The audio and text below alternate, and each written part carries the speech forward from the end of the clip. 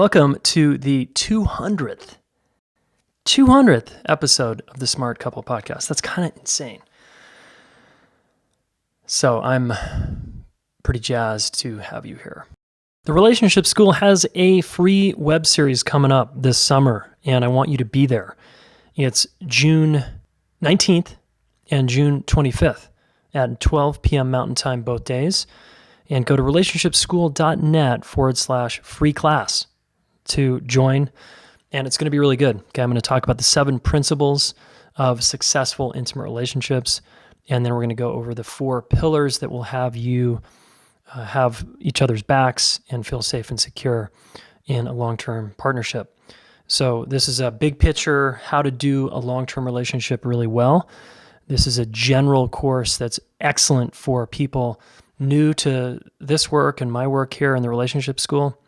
It's also awesome if you're already in a relationship and you want to improve things, and it's great for singles who want to lay the foundation for a good, solid partnership over time. Okay, so come check us out, relationshipschool.net/free class, and we'll see you there. Okay, you guys like talking about and learning about relationships, right? You guys like to connect, yeah? That's my jam.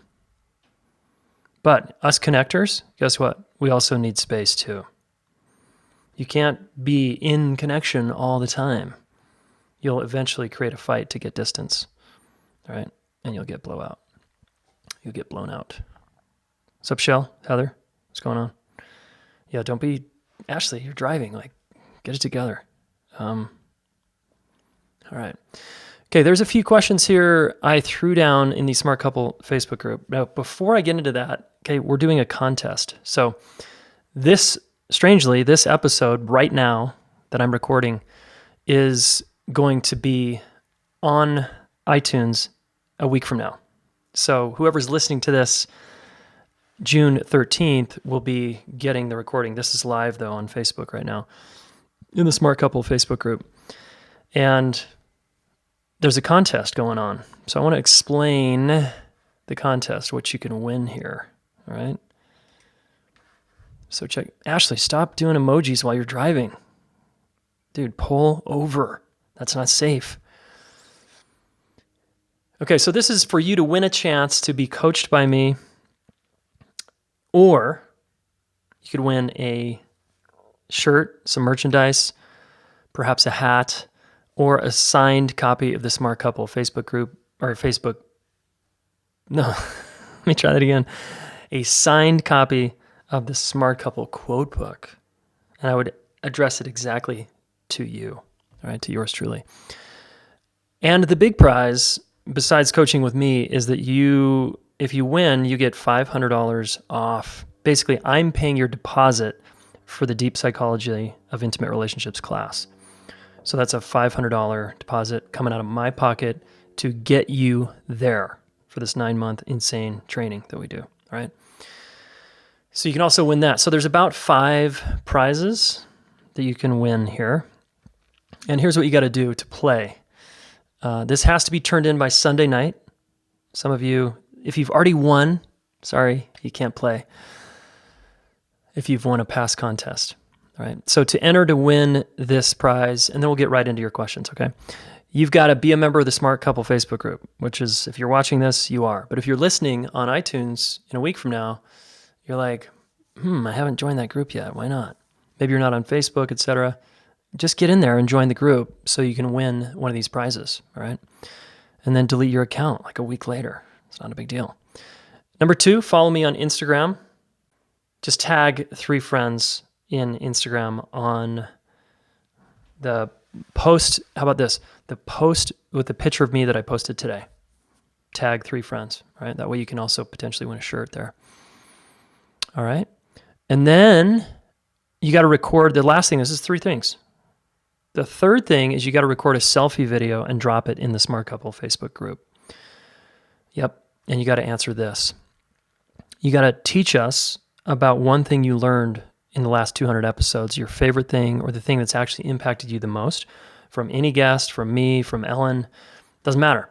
Just hold your phone up like I am right now. And okay, guys, here's what I learned. This is my favorite episode. This is what I got. I'm going to teach it to you right now. I learned about setting boundaries, and here's what I learned. This is what you should do, blah, blah, blah. Okay.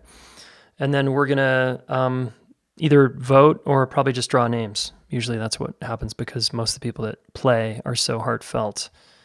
Everybody's a winner. So yeah, okay, those 3 things. To enter to win $500 toward the deep psychology of intimate relationships, a coaching session with me, which is worth a lot, or $200 credit toward a course, $30 credit towards our store, or a book, signed copy book by me, okay? What's up, Kate? Cool. So here we go. You guys got the deets, right? So this is, you got to turn it in by Sunday at, when this comes out, which will be next Wednesday, you'll have until the following Sunday to do this. So you guys have listening live, have a week and a half. Everyone else has got a few days. Sunday at midnight, you got to do all this stuff, okay? About a week and a half. Okay, so this is us just saying thank you for being here. Thanks for being a listener. Thanks for caring about connection. Look, the world is insane right now, and it's the people that know how to connect and the people that deepen that and learn how to work out differences are really making a big impact here. And that's some of you. So for example, we just finished our second weekend of our coaches training people to be relationship coaches, which really is another way of saying these people are training to be cultural evolutionists, trying to evolve culture by helping people work out their shit. Who doesn't want more people like that on the planet at this time? I do. And we want to help young people do this too. So we've got big plans and we need help, and you just listening and getting your own shit together around relationships is very helpful because you're making a difference in your own home, in your own neighborhood, in your own town, at your work, your place of employment. You're making a difference when you look in the fucking mirror and deal with yourself. You know what I'm saying? So keep doing that, please. Awesome. Okay, first question is coming from Jesse. What's up, Jesse? I'm going to answer as many of these as I can, as quickly as I can, because there's a lot of them. And if you got a burner coming in live, and I happen to see it, I might answer that as well. So Jesse says, always needing new techniques for arguing better. Who doesn't want help arguing better? Yes, most of us do. So thanks for that. Also, passive-aggressive personalities, how they argue or don't or won't. How to understand their processing of arguments in real time and veer around the instant defensiveness. You can't veer around instant defensiveness, by the way. Good try, Jesse. Yeah, I'm just going to take a U-turn here, and I'm going to go way around this defensiveness. But here's what you can do. You can validate defensiveness, and you can appreciate defensiveness, and you can learn to, just by your presence, you can learn to help someone soften out of their defensiveness, all right? Veer around instant defensiveness so the core issue on both sides can freely be expressed without stonewalling or crazy making. That's a fantasy, Jesse, to just kind of freely express yourself and we never get triggered. Oh man, it's just working out, guys. It's so good. No, it doesn't work like that. There's going to be, for the rest of your life, people in your life, particularly an intimate partner, that's going to just shut down and react and kind of be difficult to deal with. And your job is to not make them trigger less and make them into some fantasy picture in your mind so that you don't get uncomfortable. That's not the technique we want to do. If you really want to, your first question is the best one here, which is, how do I learn how to argue better? Okay, and the first step, Jesse, is to learn how to listen better.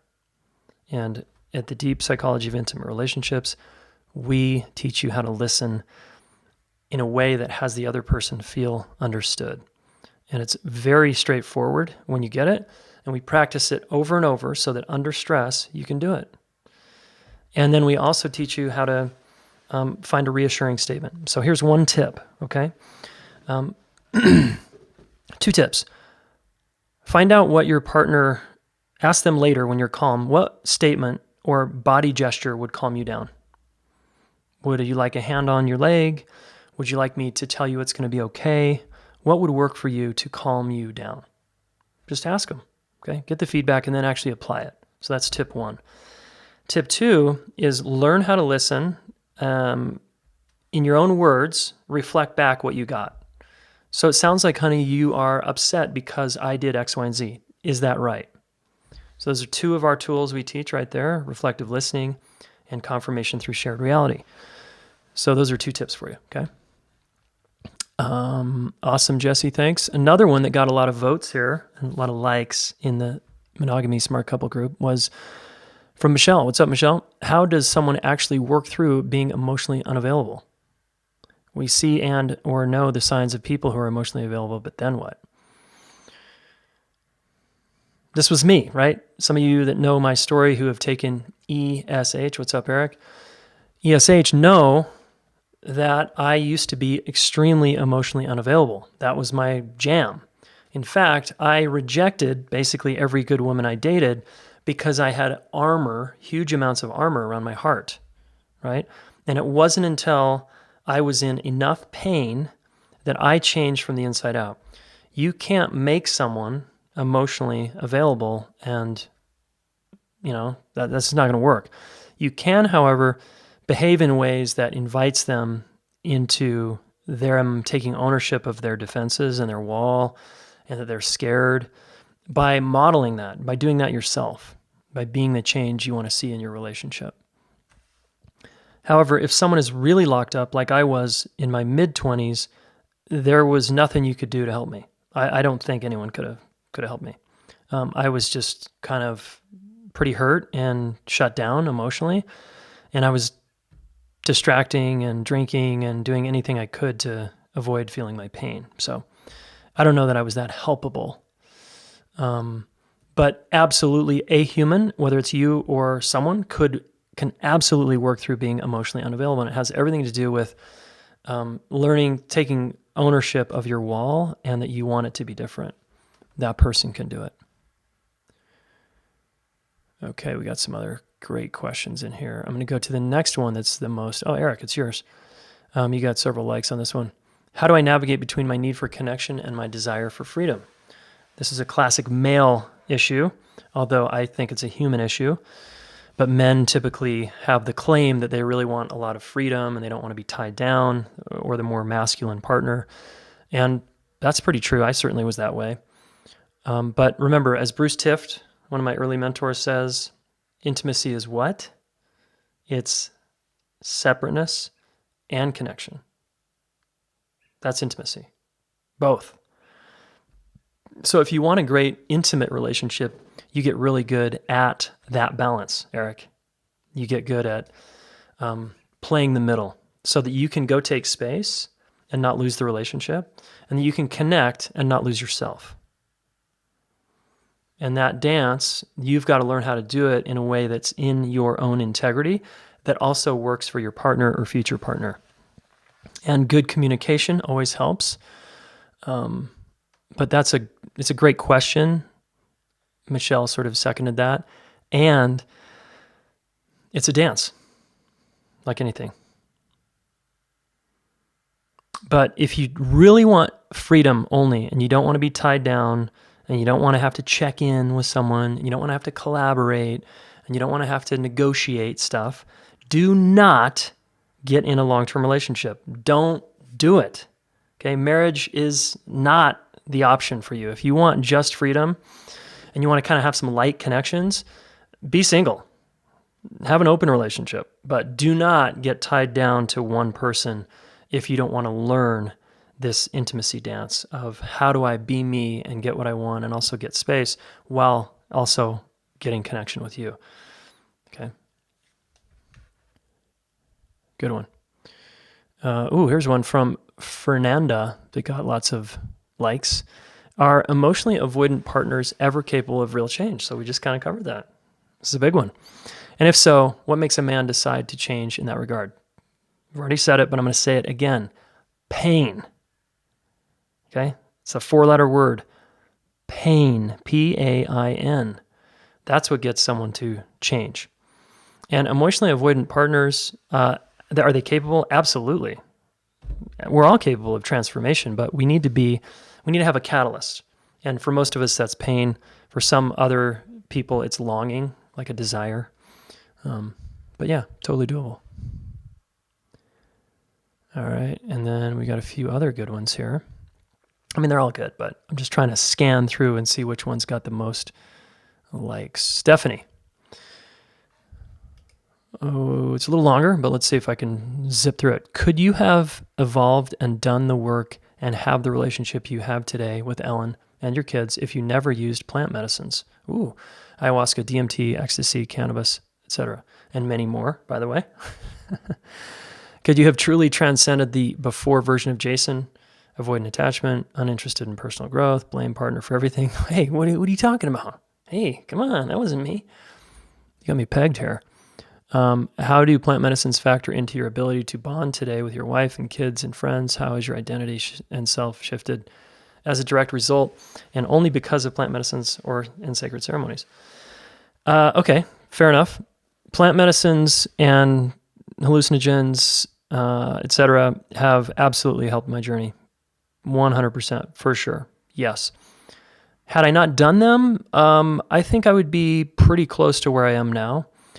Because what happened for me with plant medicine and ayahuasca in particular is I'd get these massive peak experiences, these tremendous downloads, and I would see myself in a really beautiful way. I would also see my shadow in a really painful way. And then I would have to go deal and work on it. So what hallucinogens can do for people in plant medicines is they give you a window into what's possible, and they also give you a window into your unconscious, which a lot of us have some buried darkness there that we don't want to look at.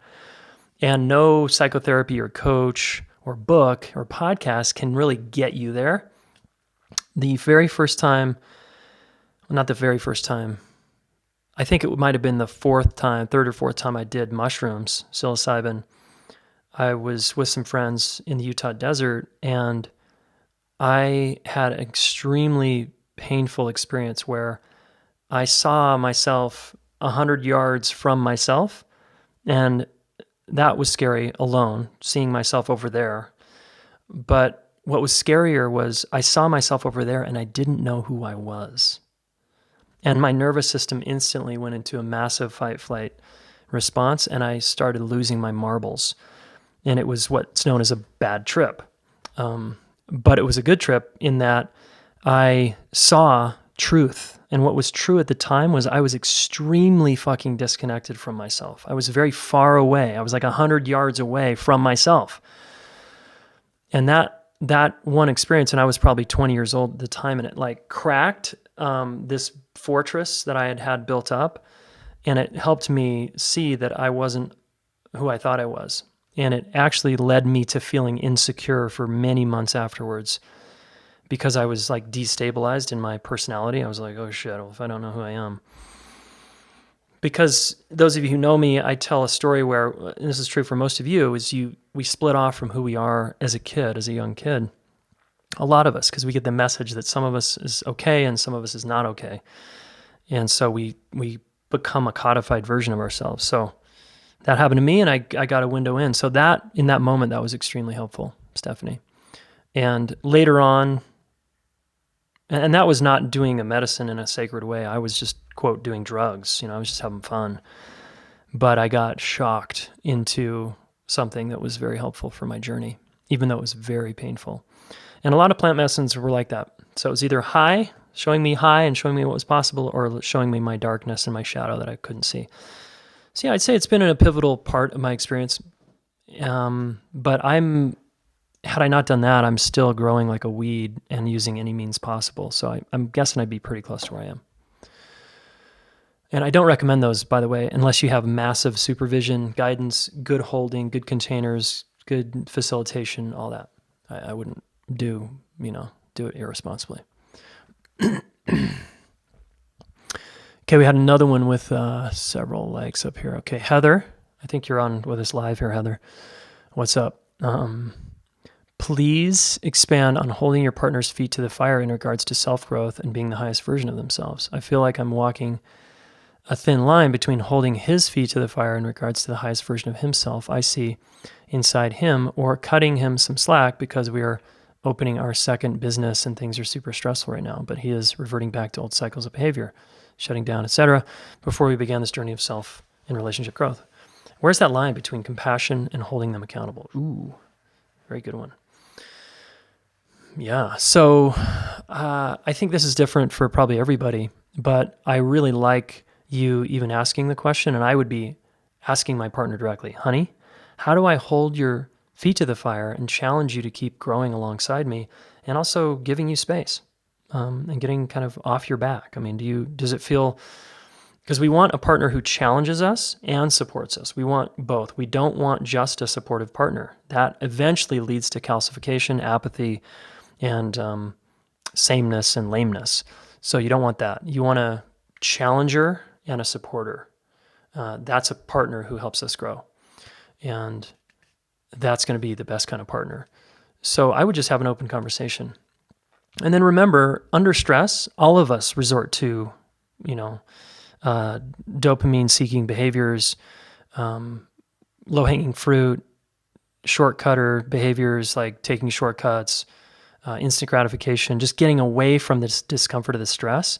And for some of us, that's checking out, watching TV, or shutting down. That's okay for a little while. But if you want to win at partnership and you want to be a dream team, you can do that, but you got to get back up. You got to get off the couch and get back in the conversation. So I would be just talking very openly about that. And then learning what's my partner's threshold, because some partners don't have, not everybody's LeBron James of relationships, like everyone has their little windows of what they're capable of given their nervous system, given their history before they shut down. And so we want to be at our growing edge. And you might be with someone where your growing edge, you can stretch it a little more than they can. So you talk openly about it and keep seeing if that works, All right. Some other good ones in here. Amanda, what's up? How does one sovereign partner work? How does one sovereign partner work with and be with the other partner who is not there yet and working on being sovereign? Sovereign meaning like differentiated, individuated, like I'm my own person. I'm an agent for my own life. Does this partner give space, or does this partner help? If helping, does that cross in the line into parent-child dynamics? Again, this is great because you're asking questions of, I perceive, if I'm you, I perceive a difference between us. I'm more sovereign than you are, is usually going to have the other partner feeling judged. So even if you're thinking that, I would consider the possibility that they're as sovereign as you are. They just might be in a different place in their life than you. And so like a different area of life. So I might be more sovereign in my finances, but you might be more sovereign in our relationship, So you might want to just double check that and see if that's going on. Because again, if you think you're superior to your partner and they're inferior to you, which is kind of what you're saying here, that's not going to go very well. And we do that because we feel inferior. A lot of us feel inferior somewhere in our lives, and one of the ways we avoid feeling that is to feel superior over someone else, somewhere else. And I would just check yourself and see if you're doing that anywhere, Amanda. You know what I'm saying? And again, I would have a conversation with my partner. Do you want me to help you here? Do you want me to give you space? What works for you? And what works for me? And can we find that middle ground? Stanton, what's up? Stanton says, why can't she get over past hurts so we can connect now that I get it and I'm all in? All right, dude. Stanton, we got some things to learn here, man. Whenever you're saying, why can't my partner just get over it? That tells me that the reason they're not over it is because you haven't done a very good job on your side completing it to the nth degree and listening for the 100th time to why she's still upset with you, or the 50th time, and validating her experience and be like, yeah, it makes sense. Totally. And even if you bring this up for the 1000th time, honey, I'm here to listen. I'm here with you. What else do you need to hear from me? So I'm guessing, Stanton, if I were to interview your partner and you said this, she'd get mad. And then I'd say to her, well, hold on. So what is it that he hasn't done yet? Because it's probably has to do with you, Stanton. What is it that he hasn't done yet that would have you feeling relaxed and complete here? And my guess is she would say, he doesn't understand. He doesn't understand. And then if I'm you, I'd be like, cool, I'm committed to understanding you no matter how long it takes me. So what am I not understanding? I would love to know so that we can move through this and move past this. Now, there is the off chance that some of us get kind of fused with our victim when we get hurt, let's say because you cheated on me or something, and I won't let go of it because I get more out of being angry and hurt than I do moving on.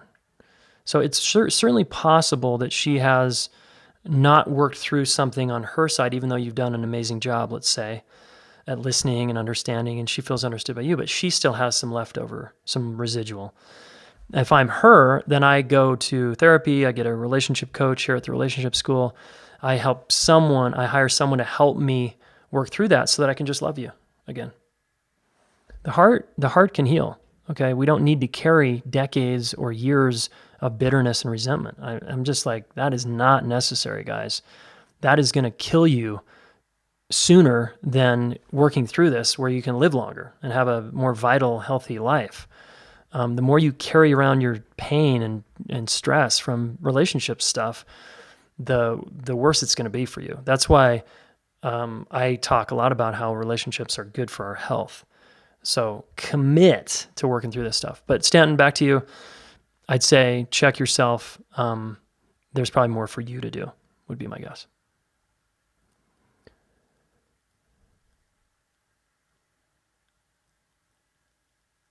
Okay, great. Scanning through a few more. Leonora's got one. I thought I saw you here, Leonora. What's up, Samantha, Scott? Leonora says, how to keep nurturing the relationship with my husband and keeping it a priority when the kids are added to the mix. Exactly. This is a really important question. I'm glad you're thinking of this given you're in your pregnancy here. You just say exactly that to your partner and you say, honey, how do we keep our relationship a priority once our first baby comes online? How do we do that? And your conversation now is going to be different than once the baby comes, because you're going to have crossed over a threshold, both of you, and you'll be different. And so you need to have the conversation again, because there's a new vibe and your consciousness is different once a baby comes into the mix. But the fact that you're asking this question is major, because some couples just assume, yeah, we're just going to have a baby and everything's going to be cool. And all of a sudden, there's a massive rupture and then it just starts to drift. And then years go by and pretty soon we're really far away from each other. And then someone sleeps with someone else because they're feeling neglected. Or you're just so sleep deprived that you are stressed and you start fighting about stupid shit. And now you're into a lot of tension and you stop having sex and all kinds of problems happen. So it's a question that should be on the table most days from here on out. How do we do this dance with each other? And you two, knowing what I know about you two, I have confidence, as I've said to you. So because you're asking the question, both of you are like that. That's you got a major step ahead of most people.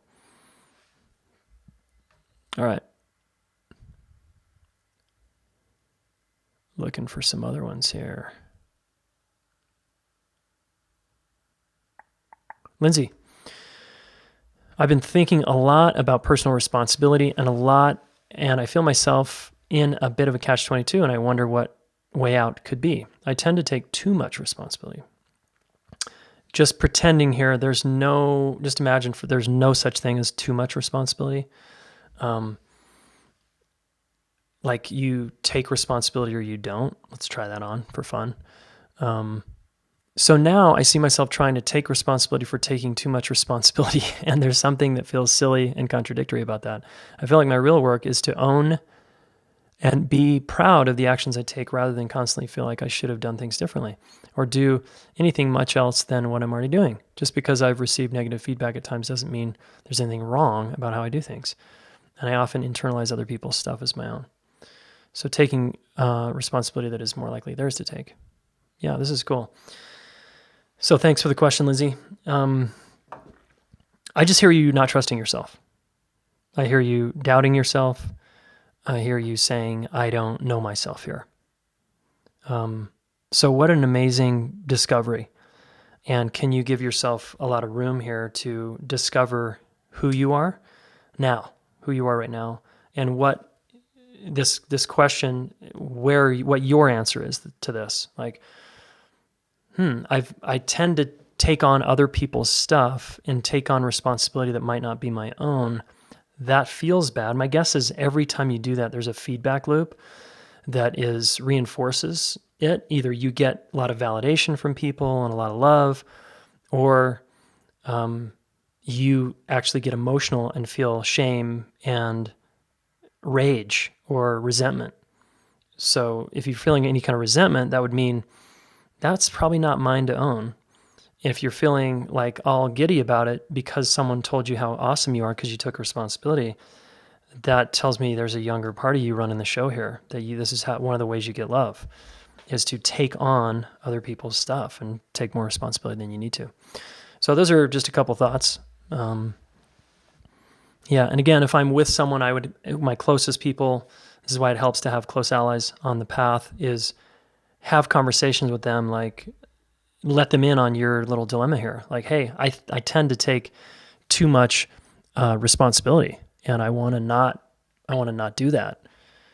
And I did it the other day with you, Susie or Fred. I think I did that. How did that feel? And you just start being open about it, because we learn about ourselves through other people. And this is where the feedback of our closest friends is really helpful for us to see ourselves more clearly. So let a couple people in on this dynamic in your life and start getting some really honest reflections and talk about it as it's happening. What up, Dawn? Could you please, I'm going to start winding down here, guys, just because we've been on for a while. So remember, if you are just joining us, make sure you go back and listen to the contest details. This will also be on the recorded podcast coming up for our 200th episode. And high fives to everybody. I just really want to thank you. Just appreciative. What's up, Russell? So Don says, could you please share what you have personally witnessed help couples where both partners are very insecurely attached? I've listened to your podcast with Stan, thank you, and read his work. Would love to hear actual success stories of couples who've done the work and were able to hit a healthier stride, get off the anxious avoidant hamster wheel, and experience secure attachment. Nice, Don. Well, again, Ellen and I are living examples of this because we were pretty insecure early on, and now we're a securely attached couple. We have our blips, of course, but we're strong here. So anytime you can hear us talk about our relationship, that's one. And this is good feedback for me. I'd love to have another couple who feels this way be on the podcast. And we've interviewed a couple, I would say a few, that represent this. And there's one coming out today that just came out with these relationship experts, Harville, Hendricks, and Helen Hunt, who, to me, they're very securely attached, and they don't even really talk about attachment stuff, even though they both understand neuroscience and adult attachment, because they're friends with Dan Siegel and all those guys and Stan. So they're very much in the know, and they figured it out. And a lot of it has to do with setting up structures and agreements and practices that have you continue to return and repair the ruptures as they come up. All right. Okay, we'll call it there. And again, I just want to do Helen real quick, because Helen was the very first question. So Helen, what's up? How do I present to my boyfriend who has some health issues to check out an alternative doctor I found? Oh, this is interesting. How do I present to my boyfriend who has some health issues to check out. So boyfriend's not feeling well, health, something's going on, and you want him to go see a different kind of doctor. He's resistant, and he doesn't understand it's a long distance relationship, so I can't go there with him either. So sounds to me like, Helen, you're more invested in his health than he is. And it's a little bit rescuer dynamics. And I would, for you, I would just tell you to back off. Take one giant step back and let his health be his problem. All right. Now, if you were married and had kids and were living in the same place, I might challenge him and say, look, honey, what do you want our kids to learn about health and wellness and how to take care of themselves? Because what are we modeling? Here's what I'm modeling. Here's what you're modeling. It's what we're modeling. And because that's what kids learn and listen to. And you're not in that situation. So I would just take one ginormous step back and breathe. Take 10 breaths every day. Anytime you want to reach for that phone and tell him what he should do, just relax. Because you don't want to set up this dynamic in your relationship where you're more invested in his own wellness than you are. That's going to go nowhere. And then you got to also investigate your sort of self-serving agenda there. What is that when you get to be the helper and you get to kind of have someone get healthy because you made the call? What do you get out of that? I'm guessing you get some approval, love, and you get some goodies that feel good to you. So I'm guessing it's an old habit from long ago, and I think you probably could upgrade that. All right. Okay. Thanks, guys. What's up, Terry and Leanne? What's going on? Cool. Glad you guys were here. And again, thank you so much for all your love and support with the podcast. We have more awesome stuff coming up. All right. Dan Savage is coming up soon and more. Oh, one last thing. Free web class coming up. Relationship School's summer web class series, June 19th and 25th. Be there. Make sure you're on my email list and you will get the details emailed to you. And it's going to be really good. All right. So thanks, and make sure you play in the contest. Selfie video like this, take a risk. You might win big and get to come to the Deep Psychology of Intimate Relationships course at a discount. You might get some coaching with me. You might get a hat, a shirt, a book signed. Play, all right? Play with me here. I don't want it to be crickets in there. Okay, guys, thanks, and we will talk soon. Congrats, everybody. 200. Whoa. Thanks for sharing this with your friends, because I know some of you do that. And that's how we slowly grow, and just teeny bit, inch by inch. And final reminder to play in the contest, okay? It's the 200th episode. On the 201st episode, we want to announce the winners, and we just want to say thank you for being a listener. But we're going to make you take a risk, all right? Record your selfie video. So go to the podcast show notes. If you need the detailed instructions, there's 3 basic steps. It's relationshipschool.net/podcast 200. Right in the show notes there are the instructions.